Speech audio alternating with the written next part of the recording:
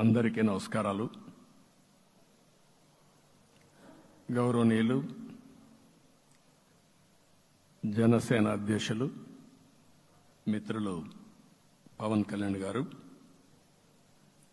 అదే సందర్భంలో బీజేపీ రాష్ట్ర పార్టీ అధ్యక్షురాలు పురంధేశ్వరి గారు, గౌరవనీయులు అచ్చెన్నాయుడు గారు, ఈ సమావేశానికి విచ్చేసినటువంటి నూతనంగా ఎంపికైనటువంటి ఎన్డీఏ ఎమ్మెల్యే అభ్యర్థులందరికీ పేరు పేరున మనస్ఫూర్తిగా నమస్కారాలు, అభినందనలు, శుభాభినందనలు.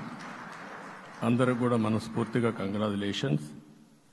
అదే సమయంలో మీరందరూ కలిసి నన్ను శాసనసభ నాయకుడిగా, ఎన్డీఏ శాసనసభ నాయకుడిగా ఎన్నుకున్నందుకు మనస్ఫూర్తిగా అందరికీ నమస్కారాలు తెలియజేస్తున్నా, అభినందనలు తెలియజేస్తున్నా, ధన్యవాదాలు.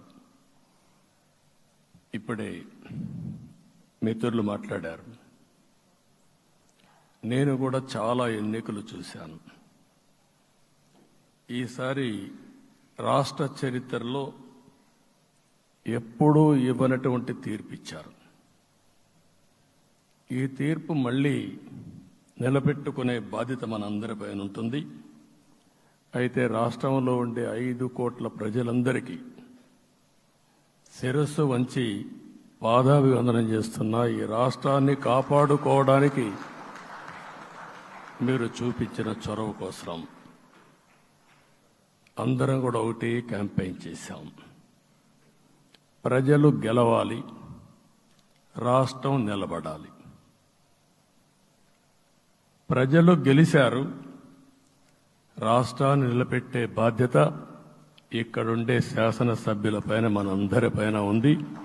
ఈ విషయం మనం గుర్తుపెట్టుకోవాల్సిన అవసరం ఉంది. ఒక అరాచక పాలన, ఒక విధ్వంసకర పాలన. మామూలుగా ఇది చూస్తే ఈ కూటమి ఏర్పాటు చేసినప్పుడు కూడా నేను ఎప్పుడూ మర్చిపోలేను. ఇప్పుడే పురంధేశ్వరి గారు చెప్పారు, పవన్ కళ్యాణ్ గారు చెప్పారు.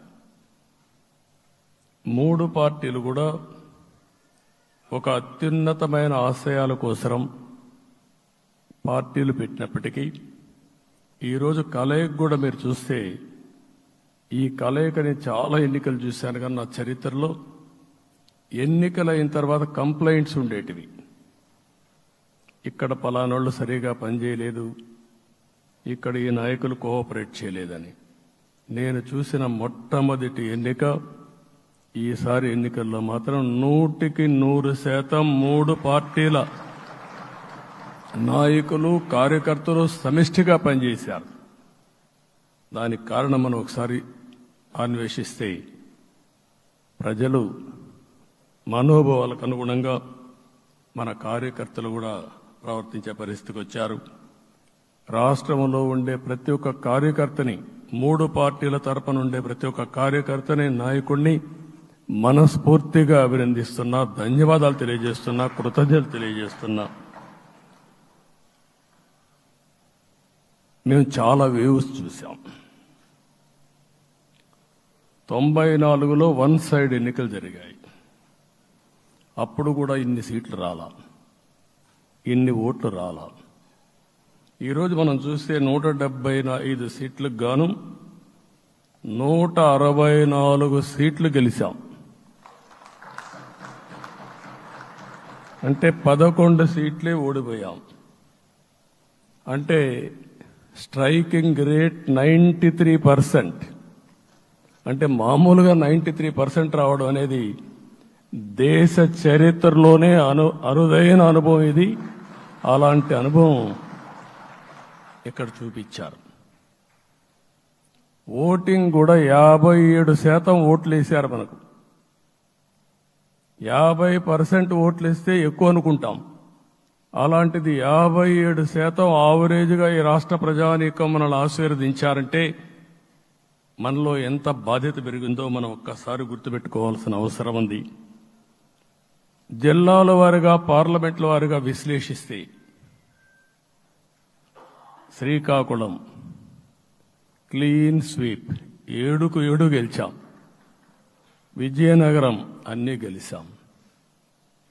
అరకు 2-3 ఎన్నికల్లో మనం గెలవకుండా ఈసారి ఎన్డీఏ అభ్యర్థులు చూస్తే 7కు 5 గెలిచాం. మన దురదృష్టం పార్లమెంటు పోయింది. అక్కడి నుంచి వైజాగ్ 7కు 7 గెలిచాం. అనకాపల్లి 7కు 7 గెలిచాం.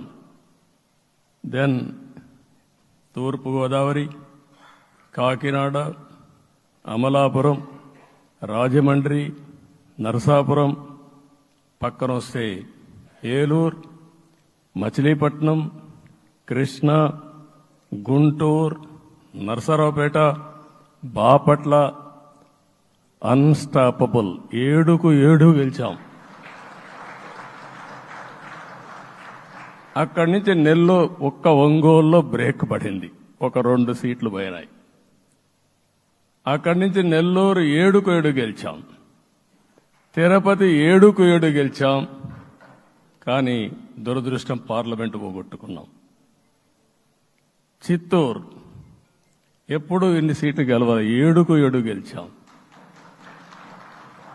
అక్కడి నుంచి రాజంపేటలో 7కు 4 గెలిచాం.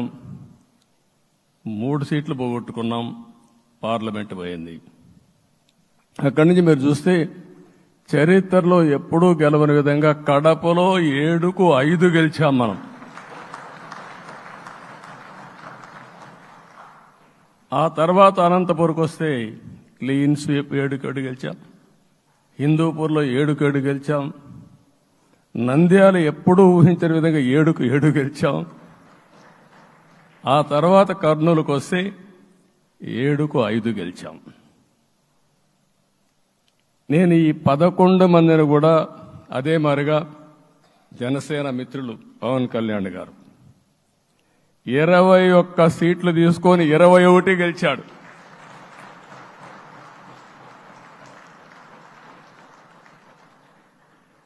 బీజేపీ 10 సీట్లు తీసుకుంటే 10 గెలిచారు, 8 గెలిచారు. అంటే 10కి 8 గెలవడం అనేది ఒక చరిత్ర. ఆ 2 సీట్లు కూడా కొన్ని ప్రత్యేకమైన కారణాల వల్ల ఓడిపోయాను తప్ప ఇంకోటి కాదు. అంటే ఇక్కడ ఒక లెసన్ మనందరికీ అర్థమైంది ఏంటంటే, అభ్యర్థులు గట్టిగా నిలబడుకున్న ప్రతి ఒక్క చోట ప్రజలు మనల్ని ఆశీర్వదించారు, గెలిపించారు. ఇదే ఈ యొక్క ఎన్నికల్లో మనందరం గుర్తుపెట్టుకోవాల్సిన ఒక ప్రత్యేకమైన విషయం. నేను చాలాసార్లు ఎన్నికలైన తర్వాత సమీక్షలు చేసుకున్నాం, కానీ ఇలాంటి విజయం, ఎలాంటి సాటిస్ఫాక్షన్ ఎప్పుడూ లేదు. దీనికి కారణం ప్రజలు మన మీద నమ్మకం పెట్టుకున్నారు. పార్లమెంట్ ఎన్నికల్లో కాదు, అసెంబ్లీ ఎన్నికల్లో చూస్తే 95,000 ఓట్ల మెజారిటీతో గెలిపించారు. గాజువాక 95,000 ఓట్ల మెజార్టీతో గెలిపించారు. ఈ విషయాలు నేను పవన్ కళ్యాణ్ గారు ఢిల్లీకి వెళ్ళినప్పుడు, పురంధేశ్వరి గారు వచ్చినప్పుడు, ఈ రాష్ట్రంలో ఇచ్చిన మ్యాండేట్ వల్ల ఢిల్లీలో మమ్మల్ని అందరూ గౌరవించే పరిస్థితికి వచ్చారు. మీ గెలుపు వల్ల ఈరోజు ఆంధ్రప్రదేశ్ రాష్ట్ర ప్రతిష్ట పెరిగింది, గౌరవం పెరిగింది. మనకు కూడా గౌరవం పెంచుకునే పరిస్థితికి వచ్చాం. అయితే ఇక్కడ ఒక విషయం మనం గుర్తుపెట్టుకోవాల్సింది, ఎంపిక చేసినప్పుడు అన్ని విషయాలు మేము కూలంకుషంగా ఆలోచించాం. ఏ సీటు ఏ అభ్యర్థులు ఏ పార్టీ తీసుకుంటే గెలుస్తారో ఆలోచించాం. ఒకసారి అవి నేను చాలాసార్లు చూసినప్పుడు సీట్ల ఎంపికలో చాలా సమస్యలు వచ్చేటివి. మొట్టమొదటిసారిగా మొన్న ఎంపికల్లో కూడా చిన్న చిన్న సమస్యలు తప్ప ఎక్కడ పెద్ద సమస్యలు రాలేదు. అంటే మేమందరం కూడా ఒకటి ఆలోచించాం, గెలిపే ధ్యేయంగా పనిచేయాలి. కాబట్టి ఏ సీట్లో ఎవరు సీట్ ఇస్తే వాళ్ళు గెలుస్తారో ఆ సీట్లే ఇచ్చాం. అదే సమయంలో సీట్లు ఇచ్చిన తర్వాత ప్రతి ఒక్కరూ గౌరవించి గెలిపించే బాధ్యతకు వచ్చారు. ఇంకొక పక్కన ఈరోజు మిమ్మల్ని అందరినీ ఇప్పుడే పవన్ కళ్యాణ్ గారు చెప్పినట్టు వారి యొక్క సమయ స్ఫూర్తిని నేను ఎప్పుడూ మర్చిపోలేను.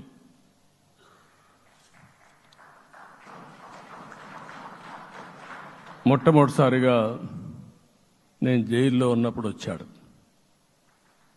వచ్చినప్పుడు నన్ను పరామర్శించాడు. బయట వచ్చి ఈ రాష్ట్రం అంత మునుపు చెప్పినా అంత మునుపు అనేక సందర్భాల్లో ప్రభుత్వ వ్యతిరేక ఓటు చీలకూడదని చెప్పారు. కానీ నన్ను చూసి బయటికి వెళ్ళిన తర్వాత ఈరోజు తెలుగుదేశం జనసేన పొత్తు పెట్టుకుంటున్నామని చెప్పిన మొదటి వ్యక్తి పవన్ కళ్యాణ్ గారు. అప్పటికే బీజేపీతో పొత్తుంది. అయితే ఒక మాట చెప్పాడు, బీజేపీతో పొత్తుంది, బీజేపీ, తెలుగుదేశం, జనసేన 3 పార్టీలు కలిసి పోటీ చేస్తామని కూడా చెప్పి మళ్ళీ ఆ ప్రయత్నం చేసి కడాన రాష్ట్ర ప్రయోజనాల దృష్ట్యా బీజేపీ, తెలుగుదేశం, జనసేన పొత్తు పెట్టుకున్నాం. మనస్ఫూర్తిగా ఆయన అభినందిస్తున్నా. ఆ రోజటి నుంచి ఎలాంటి పొరపక్షాలు లేకుండా కలిసి పనిచేశారు. మాకు కొన్ని అనుమానాలు ఉండేటివి. ఓటు ట్రాన్స్ఫర్ అవుతుందా లేదా, ఓటు ట్రాన్స్ఫర్ కాకపోతే ఎక్కడన్నా సీట్లు నష్టపోతామని. అందుకే మీరు ఒకసారి చూస్తే ఎన్నికలు మొత్తం సెట్ అయింది, నామినేషన్స్ వేసాం, ముందుకెళ్ళాం. అదే సమయంలో మొట్టమొదటిసారిగా కొవ్వూరులో 3 పార్టీల నాయకులు కలిసి, నేను, పవన్ కళ్యాణ్ గారు, పురంధేశ్వరి గారు, ముగ్గురం కలిసి ఫస్ట్ మీటింగ్ అడ్రస్ చేశాం. అక్కడి నుంచి 6 జిల్లాల్లో మేమిద్దరం కలిసి తిరిగాం. బీజేపీ నాయకులు కలిసి వచ్చారు. ఆ తర్వాత మొట్టమొదటిసారిగా అమిత్ షా గారు ఏదైతే అనంతపూర్లో ధర్మవరం కాన్స్టిట్యున్సీకి వచ్చారు. నేను మొన్న నేషనల్ మీటింగ్లో కూడా చెప్పాను. ఆయన వచ్చినప్పుడు చాలా స్పష్టంగా ఎందుకు మేము పొత్తు పెట్టుకున్నామనే విషయాలు చెప్తూ ఈ ప్రభుత్వ అవినీతిని ఎండగట్టారు, సూటిగా మాట్లాడారు. ఆ ఒక్క మీటింగ్తో రాష్ట్రం మొత్తం ఒక నమ్మకం వచ్చింది. బీజేపీ కూడా పూర్తిగా ఈ కూటమిని సపోర్ట్ చేస్తున్నారనే కాకుండా ఈ రాష్ట్రానికి ఏ అవసరం ఉందో చెప్పగలిగారు. అది అయిన తర్వాత ప్రధానమంత్రి గారు వచ్చారు. మొట్టమొదటి మీటింగ్ మీరు చూస్తే ఇక్కడనే రాజమండ్రిలో పెట్టారు. రాజమండ్రిలో స్పష్టత ఇచ్చారు, దేని అనకాపల్లిలో స్పష్టత ఇచ్చారు. తర్వాత రాజంపేటలో మాట్లాడుతూ చాలా క్లియర్గా చెప్పారు. ఇదే విజయవాడకు వచ్చినప్పుడు రోడ్ షో పెడితే నా జీవితంలో ఎప్పుడూ చూడలేదు, ప్రధానమంత్రి గారు కూడా అదే చెప్పారు, బ్రహ్మాండమైన రోడ్ షో విజయవాడలో జరిగిందని ప్రధానమంత్రి గారు కూడా అభినందించే పరిస్థితికి వచ్చారు. ఇవన్నీ కలయికే మన విజయం. ఈ విషయం మనం గుర్తుపెట్టుకోవాల్సిన అవసరం ఉంది. మీరు కష్టపడ్డారు. నేను చాలా ఎన్నికల్లో చూశాను. అందరూ అభ్యర్థులు కూడా ఈ ఎన్నికల్లో కష్టపడిన విధానం కానీ ఇంత కష్టం నేను ఎప్పుడూ చూడలేదు. ఒక్క మాటలో చెప్పాలంటే ప్రతి ఒక్కరూ మనసు పెట్టి పనిచేశారు. అందుకే ఈ గెలుపు వచ్చిందని చెప్పి కూడా నేను మీకు తెలియజేస్తున్నా. మీ అందరి సహకారంతో రేపు ప్రమాణ స్వీకారం చేస్తున్నాను. దానికి మీ అందరికీ ధన్యవాదాలు. రేపు ప్రమాణ స్వీకారానికి నరేంద్ర మోడీ గారు ప్రధానమంత్రిగా వారు వస్తున్నారు. అదే మరిగా ఎన్డీఏ నాయకులు వస్తున్నారు. ఇది ఒక అరుదైన అనుభవం. అంటే నేను 4వసారి ముఖ్యమంత్రిగా ప్రమాణ స్వీకారం చేస్తున్నాను. కానీ ఈసారి దీనికి ఉండే ప్రాధాన్యత, ప్రజలు మన మీద పెట్టుకున్న నమ్మకం, నష్టపోయారు, ఇబ్బందులు పడ్డారు, మన మీద హోప్ పెట్టుకున్నారు. తిరిగి నేను ఒక్కడినే చేసే కార్యక్రమం కాదు. అందరం సమిష్టిగా మళ్లీ ప్రజలకు రుణం తీర్చుకునే సమయం ఆసన్నమైంది.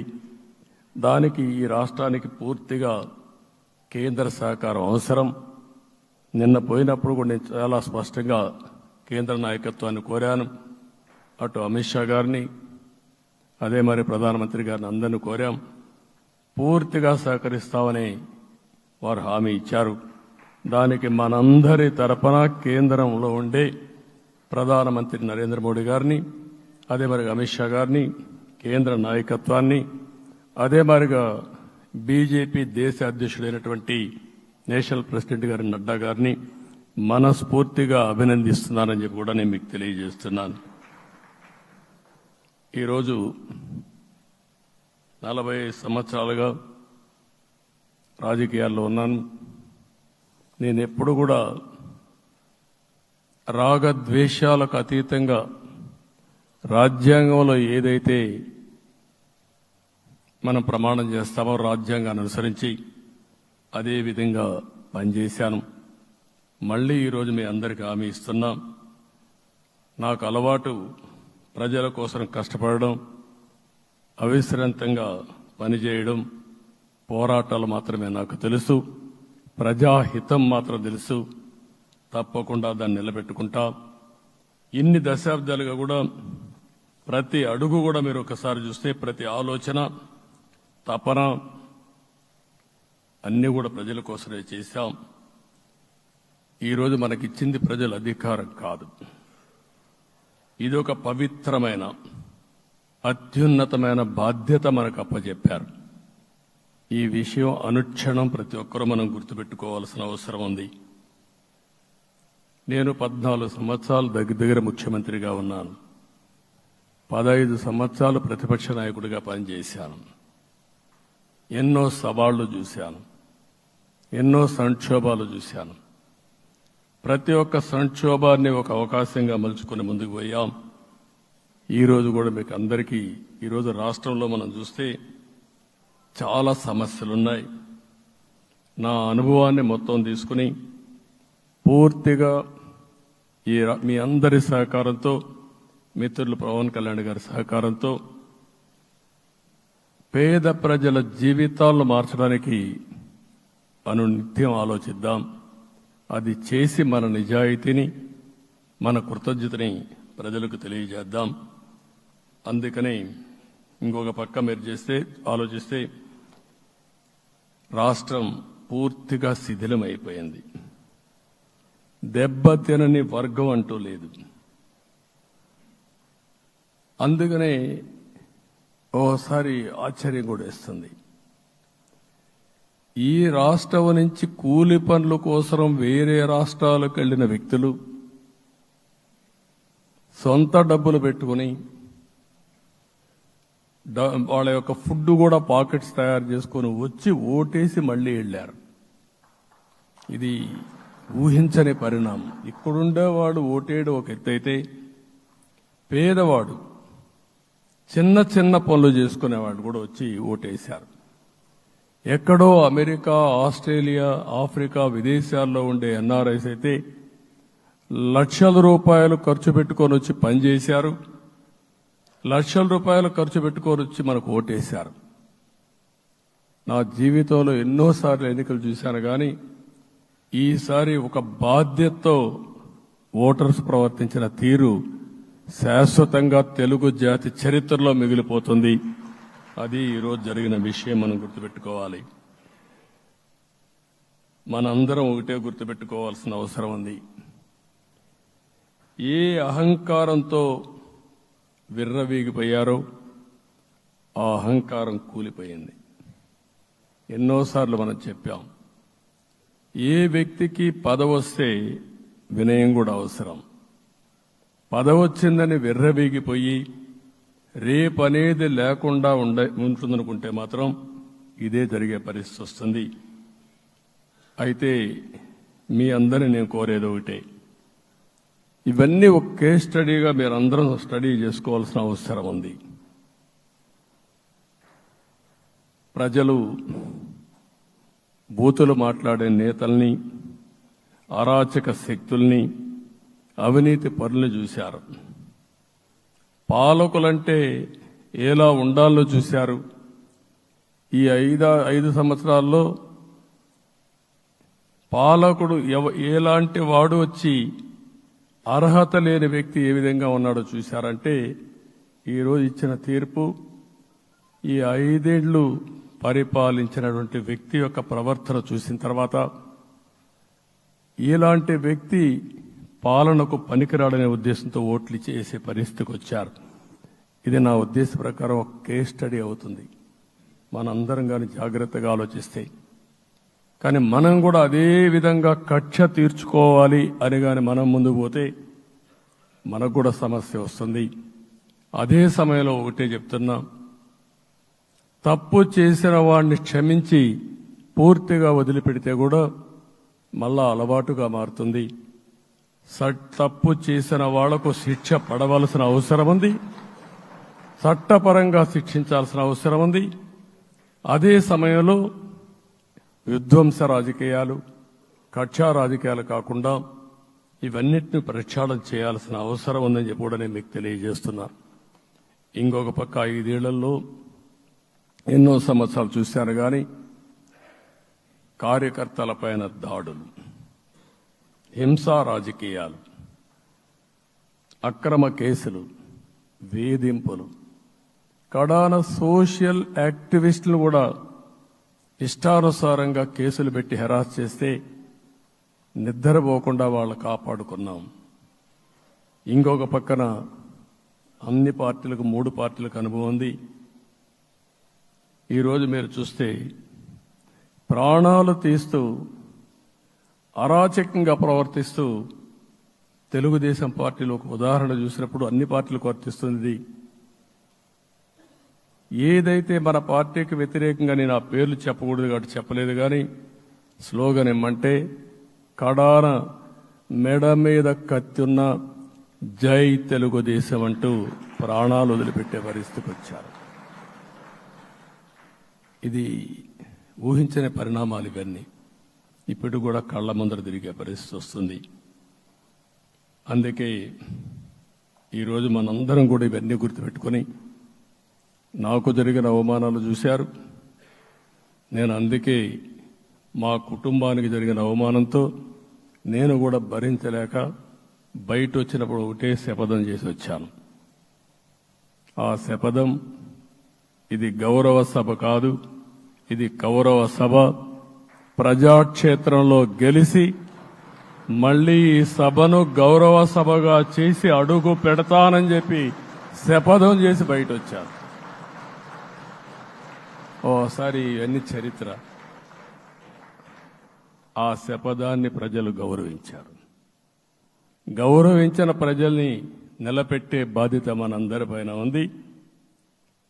సభను కూడా ఎన్నోసార్లు పవన్ కళ్యాణ్ గారు చెప్పారు, భవిష్యత్తులో ఆంధ్రప్రదేశ్ శాసనసభని ఒక గౌరవ సభగా చేసి ప్రజా సమస్యల్ని చర్చిస్తామని చాలా స్పష్టంగా చెప్పారు. అలాంటి బ్రహ్మాండమైన వాతావరణం క్రియేట్ అవుతుంది. దానికి ఒక శాసనసభాపక్ష నాయకుడిగా నేను హామీ ఇస్తున్నా. మళ్లీ ఈ సభను గౌరవ సభగా, ఈరోజు మన పరిపాలన ప్రజా పరిపాలన, ప్రజా ప్రభుత్వంగా మనం ముందుకు పోవాల్సిన అవసరం ఉంది. ముందుకు పోతామని చెప్పి కూడా నేను మీకు తెలియజేస్తున్నా. ఇంకా కిందికి డెప్త్కి వెళ్తే గవర్నమెంట్లో ఏముందో ఇప్పటికి తెలియదు, ఎంత అప్పు ఉందో తెలియదు, ఎక్కడెక్కడ తెచ్చారో తెలియదు. ఇవన్నీ కూడా డెప్త్కి వెళ్ళినప్పుడు ఎన్ని లక్షల కోట్ల అప్పు ఉంది, ఏదేది తాకట్టు పెట్టారు, ఆర్థిక వ్యవస్థ ఏ విధంగా చిన్నాభిన్నం అయిపోయింది, ఇవన్నీ కూడా అధ్యయనం చేసుకోవాల్సిన అవసరం ఉంది. ఇరిగేషన్ రంగాన్ని పూర్తిగా నిర్వీర్యం చేశారు. రాష్ట్రానికి అతి ముఖ్యమైన ప్రాజెక్టు పోలవరం. కేంద్రం క్లియర్గా పోలవరానికి సహకరించారు. నాకు ఇప్పుడు కూడా జ్ఞాపకం ఉంది, 2014 కంటే ముందు నేను ముఖ్యమంత్రి అయ్యాను, ఎంపికయ్యాను, ఢిల్లీకి వెళ్ళాను, ఢిల్లీకి వెళ్ళినప్పుడు 7 మండలాలు తెలంగాణలో ఉన్నాయి. పోలవరం ముంపుకు గురి అయ్యే 7 మండలాలు తెలంగాణలో ఉన్నాయి.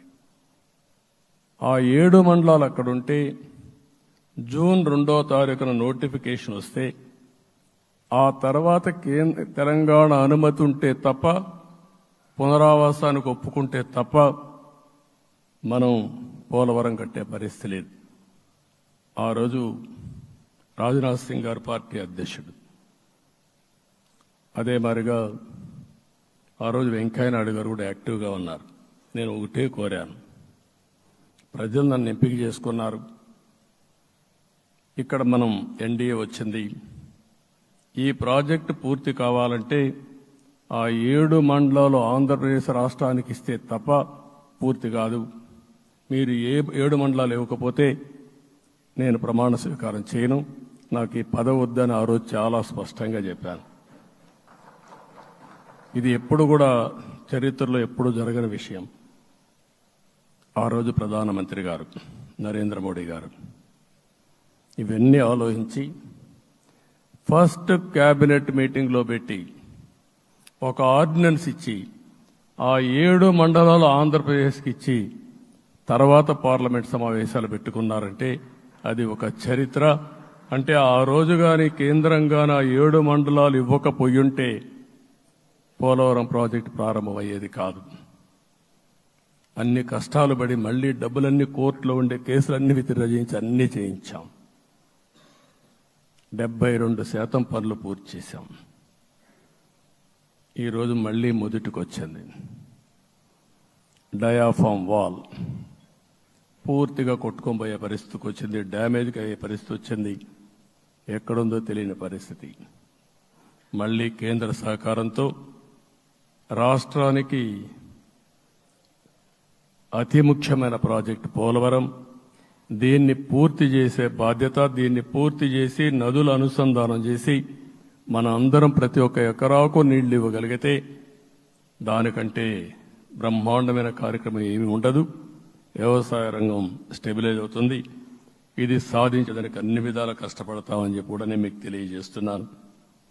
ఇంకొక పక్క వ్యవసాయ రంగం పూర్తిగా సంక్షోభంలో పడిపోయింది. రైతులు అప్పుల పాలయ్యారు. 5 ఏళ్లలో 9 సార్లు కరెంటు ఛార్జీలు పెంచారు. ఈ విధంగా ఇవన్నీ కూడా ఇంకొక పక్క మీరు చూస్తే అమరావతి 10 సంవత్సరాల తర్వాత మన రాజధాని ఏదంటే చెప్పుకోలేని పరిస్థితి. ఇప్పటికి కూడా మనకు గుర్తొచ్చేది ప్రజావేదిక విధ్వంసం. అలాంటి దుర్మార్గమైన కార్యక్రమాలు జరిగాయి. ఇవన్నీ కూడా గుర్తు చేసుకుంటూనే కక్షపూరిత రాజకీయాలు కాకుండా కన్స్ట్రక్టివ్ పాలిటిక్స్ కి మనం ముందుకు పోవాల్సిన అవసరం ఉంది. అందుకే ఈరోజు నేను ఒకటే మీ అందరికీ హామీ ఇస్తున్న, మీ ద్వారా ప్రజలందరికీ, మనది ప్రజాప్రభుత్వం. ఇకపైన మన ప్రభుత్వంలో ప్రజావేదికల కూల్చివేతలుండవు. 3 రాజధానులంటూ రాష్ట్ర భవిష్యత్తు ఆటలాడే పరిస్థితి ఉండదు. మన రాజధాని అమరావతి, అమరావతి రాజధాని. విశాఖపట్నం ఆర్థిక రాజధానిగా, ఒక ప్రత్యేకమైన సిటీగా, ఆధునికమైన నగరంగా తయారు చేసుకుందాం. దాన్ని ఎప్పుడు కూడా నేను కంబైన్డ్ ఆంధ్రప్రదేశ్ కూడా గుర్తుపెట్టుకున్నాను. విశాఖపట్నం అటు జనసేనకు, తెలుగుదేశానికి, బీజేపీకి ముగ్గురు కూడా చాలా ముఖ్యమైన నగరం ఇది. ఎందుకు నేను ఈ మాట అంటున్నానంటే, లాస్ట్ ఎలక్షన్లో 2014లో హరిబాబు అక్కడ ఎంపీగా గెలిచారు.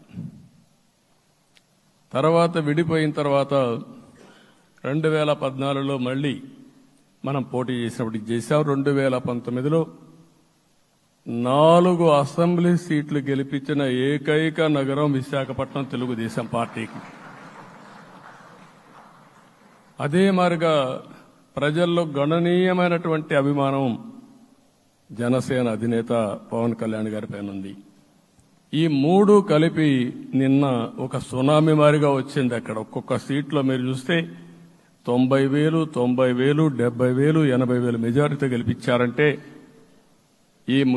ఆనాటి ముఖ్యమంత్రి విశాఖపట్నాన్ని రాజధానిగా చేస్తాను, ఎన్నికలు అవుతానే అక్కడే ప్రమాణ స్వీకారం చేస్తానంటే నువ్వు రావద్దు అని ప్రజా తీర్పిచ్చిన రాజధాని నగరం విశాఖ నగరం. అంటే ఎలాంటి టెంప్టేషన్ కూడా లొంగలేదు వాళ్ళు. ఇది ఒక అనుభూతి. విశాఖపట్నాన్ని మర్చిపోయే సమస్య లేదు. తగిన గుర్తింపు ఇస్తాం, అభివృద్ధి చేస్తాం. ఇంకొక పక్క కర్నూలుని కూడా ఇదే మారిగా చెప్పి కర్నూలుని జ్యుడిషియల్ క్యాపిటల్గా చేస్తామని కడాన ఏమీ చేయకుండా వదిలిపెట్టినటువంటి వ్యక్తి. ఈరోజు మీరు ఒక్కసారి గుర్తుపెట్టుకోవాల్సింది, నేను చాలా ఎన్నికలు చూశాను కానీ రాయలసీమలో వన్ సైడ్ ఎన్నికలు జరిగాయి. బ్రహ్మాండంగా ఓట్లేశారు. ఓట్లేయడమే కాదు, ఊహించినటువంటి మెజార్టీస్ ఇచ్చారు. ఇది నేను కొంచెం భయపడ్డాను బిగినింగ్లో, కానీ ఊపు చూసిన తర్వాత మాత్రం అనిపించింది అందరూ ఎక్స్పెక్ట్ చేశారు రాయలసీమలో కొంచెం ఇబ్బంది ఉంటుందని. అలాంటి రాయలసీమ తిరుగుబాటు చేసే పరిస్థితికి వచ్చింది. దానికి కూడా మనందరి మీద బాధ్యత ఉంది. కర్నూలుని అన్ని విధాలా అభివృద్ధి చేసే బాధ్యత Telugu Desam party, Janasena, BJP, NDA కూటమి తీసుకుంటామని కూడా హామీ ఇస్తున్నాను. ఈ 3 సిటీలే కాకుండా మొత్తం అన్ని జిల్లాల్ని సమభావంతో ఆలోచించి మనం ముందుకెళ్దాం. ఇంకొక పక్క మనలో ఏ కోశాన కూడా అహంకారం ఉండకూడదు, అరాచకం అనేది ఎక్కడా కనిపించకూడదు. ఈ రాష్ట్రంలో అశాంతికి చోటు అనేది లేకుండా ముందుకు పోవాల్సిన అవసరం ఉంది. రాష్ట్ర ప్రజలందరికీ హామీ ఇస్తున్నా, సీఎం వస్తున్నాడంటే చెట్లు కొట్టేయడం, లేకపోతే రోడ్లు మూసేయడం, షాపులు బంద్ చేయడం, పరదాలు కట్టుకోవడం అవన్నీ ఉండవు. సీఎం కూడా ఒక మామూలు మనిషిగానే వస్తా, అందరితో కలిసి ఉంటాం. నేను సీఎంగా ఉన్నా మా మిత్రుడు పవన్ కళ్యాణ్ గారు ఏ హోదాలో ఉన్నది కూడా రేపు అనౌన్స్ చేసుకుంటాం. మేమందరం కూడా సామాన్యమైన వ్యక్తులుగానే వస్తాం మీ దగ్గరికి, మీలో ఒక వ్యక్తిగా ఉంటాం. మాకు హోదా సేవ కోసరం తప్ప పెత్తనం కోసరం కాదు. ఆ విషయం ప్రజలందరికీ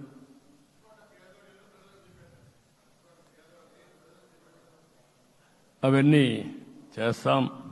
ఇంకొక పక్కన నిన్న మొన్న నేను వస్తానంటా ఉంటే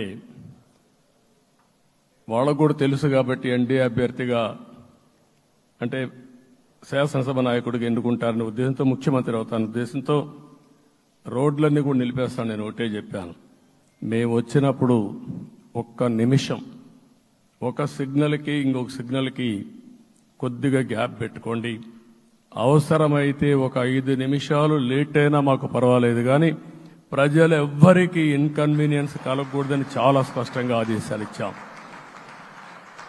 కాబట్టి అవన్నీ మనం చేద్దాం. ఇంకొక పక్కన దాడులు చేసి బాధితులపైనే కేసులు పెట్టే పరిస్థితి ఉండదు ఈ రోజు నుంచి.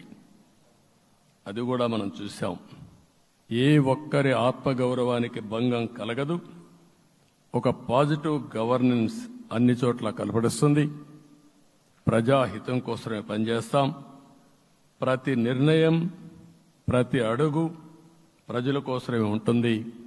స్టేట్ ఫస్ట్ అనే నినాదంతో ముందుకు పోతాం. ఈరోజు మేము ముగ్గురం కూడా ఢిల్లీలో వెళ్ళినప్పుడు కూడా మా ఆలోచన ఈ రాష్ట్రం ముందుండాలనే ఉద్దేశంతోనే ముందుకు పోయాం. అదే సమయంలో ఈరోజు మన రాష్ట్రానికి కూడా సముచితమైన గౌరవం. 3 మంత్రులు కేంద్రంలో మన వాళ్ళు ఉండే పరిస్థితికి వచ్చారు. ఒక పక్కన రామ్మోహన్ నాయుడు శ్రీకాకుళం ఎంపీ, ఆయన కేంద్రంలో మంత్రి పదవి, కేబినెట్ పదవి వచ్చింది. ఇంకొక పక్కన పెంబసాని చంద్రశేఖర్కి స్టేట్ మినిస్టర్గా ఎంఓఎస్ కింద ఇచ్చారు. మూడోది కూడా ఒక సామాన్యమైన కార్యకర్త Srinivasa Varma, Narasapur MP, BJP MP, ఈరోజు కేంద్రంలో మంత్రి స్థానం వచ్చింది. ఓసారి బీజేపీలో కూడా ఇది ఒక ప్రత్యేకత. ఆయన ఎంపీ ఇచ్చినప్పుడు నాకే ఆశ్చర్యం వేసింది. ఒక మామూలు వ్యక్తి ఎంపీ ఇచ్చారు. అప్పుడు ఆలోచించినప్పుడు నేను ఫస్ట్ మీటింగ్ పోతే వచ్చాడు. వచ్చినప్పుడు నేను ఎంక్వైరీ చేస్తే ఆయన స్ట్రాంగ్గా పార్టీ కోసం పనిచేశాడు.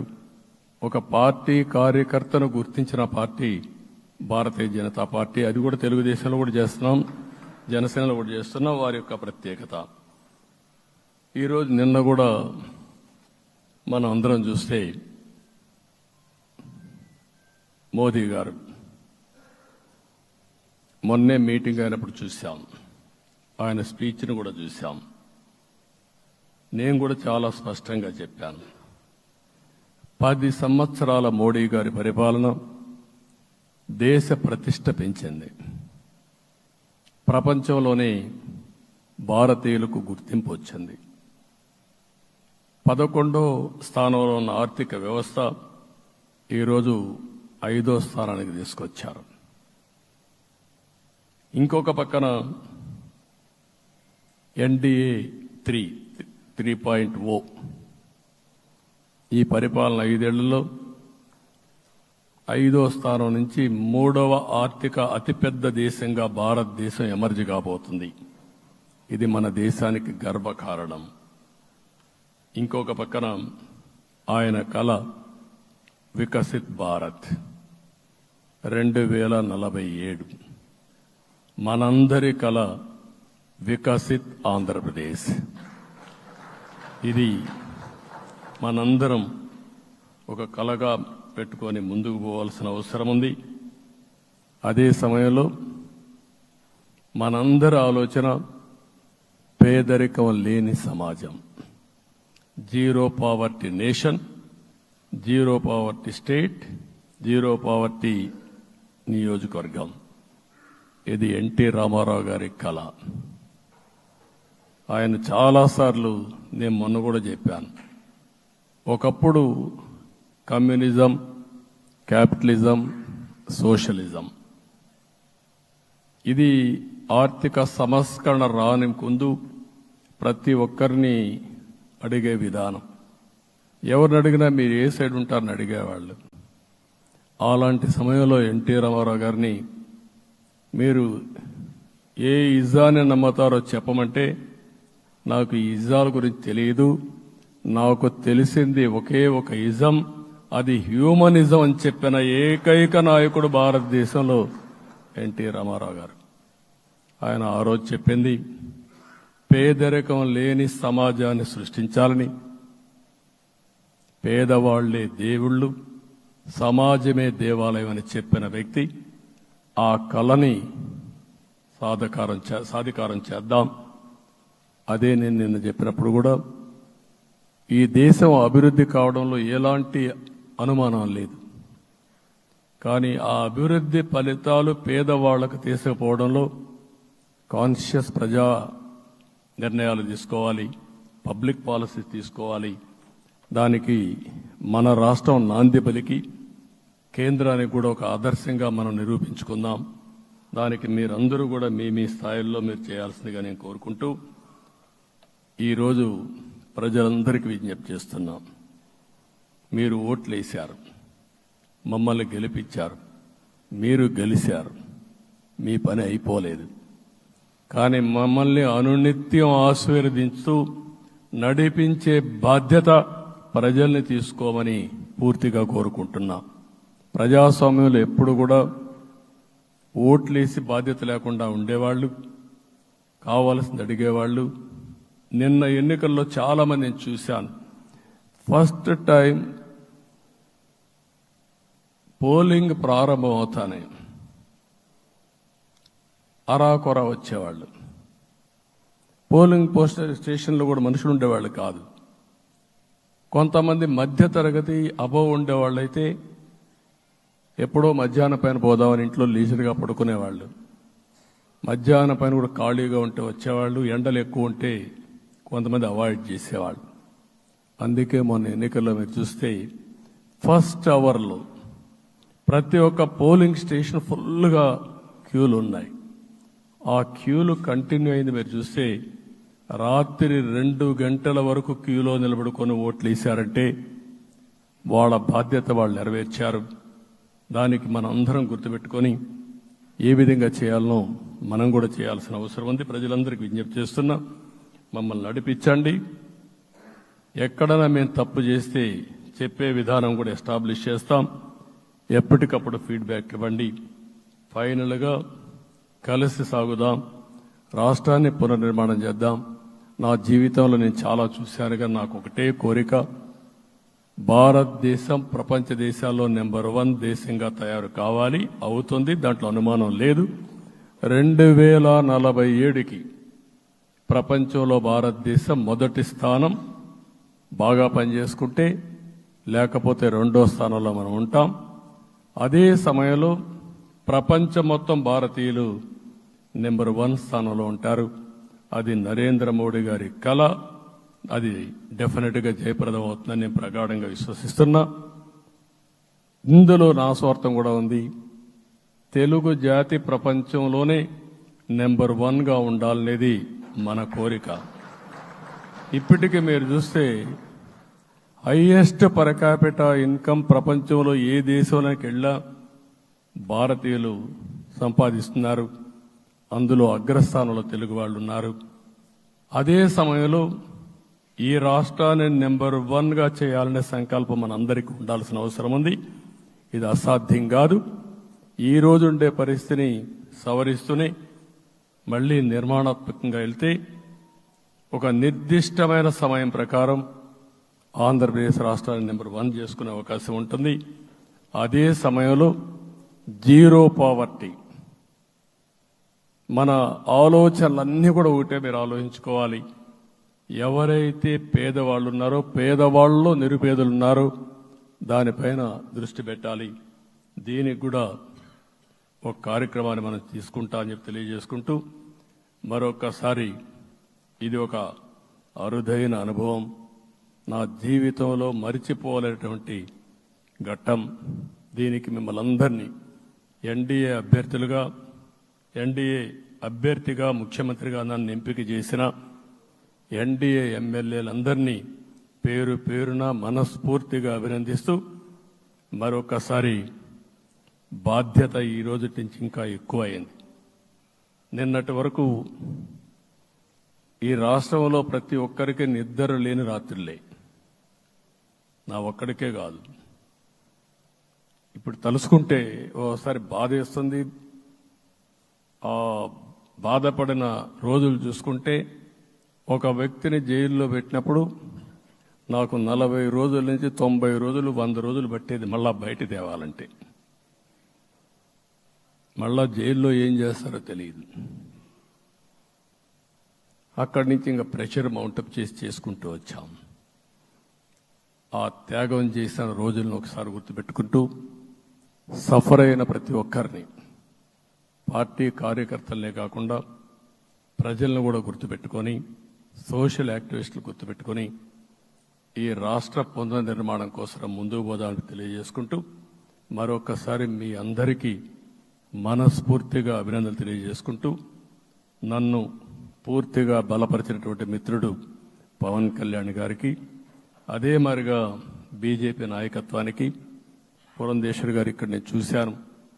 మేమిద్దరం, వారు ఎంపీ అభ్యర్థిగా ఉన్నప్పటికీ ఎప్పుడో కంప్లైంట్ చేసినా లేకుంటే కోఆర్డినేషన్ ప్రాబ్లం వచ్చినా ఇమీడియట్గా స్పందించి వారు కూడా కోఆర్డినేట్ చేశారు.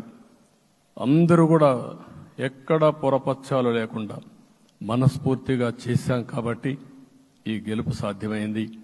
ఈ గెలుపుకు సహకరించిన ప్రతి ఒక్క నాయకుడికి, ప్రతి ఒక్క పార్టీకి, ప్రతి ఒక్క కార్యకర్తకి, ప్రజలందరికీ కూడా పేరు పేరున మనస్ఫూర్తిగా నమస్కారాలు తెలియజేసుకుంటూ మీ అందరి దగ్గర సెలవు తీసుకుంటున్నాను. జై హింద్.